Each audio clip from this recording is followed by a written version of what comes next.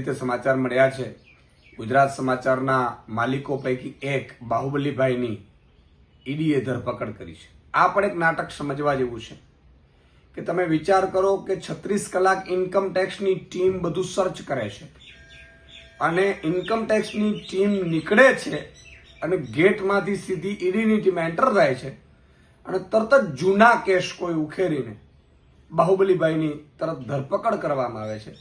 એ લોકતંત્ર પર હુમલો છે, સ્વતંત્રતાનો અધિકાર છે બોલવાનો અને પત્રકારોનો જે એક ચોથું સ્તંભ બનીને ઊભું છે એના ઉપર હુમલો છે।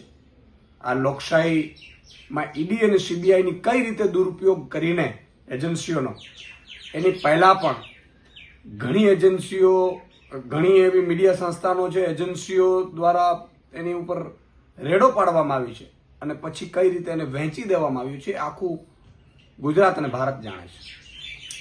ત્યારે ઇમરજન્સી સમયે પણ ગુજરાત સમાચારના કાર્યાલયોને સળગાવી દેવામાં આવ્યું હતું, ત્યારે પણ આ છાપું જનતાનો અવાજ બનતા સત્ય પીરસતા કોઈ રોકી નથી શક્યું અને વર્ષોથી આ ચાલી આવી રહ્યું છે।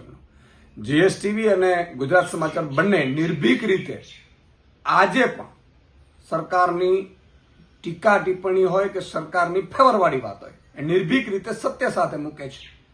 ત્યારે ઈડી અને સીબીઆઈનો દુરુપયોગ કરીને એમને જે રીતે ધરપકડ કરવામાં આવી છે એ લોકશાહી ઉપર, ચોથા સ્તંભ ઉપર અને પત્રકારત્વ ઉપર હુમલો છે। એને સખત શબ્દોમાં વખોડી કાઢીએ છીએ।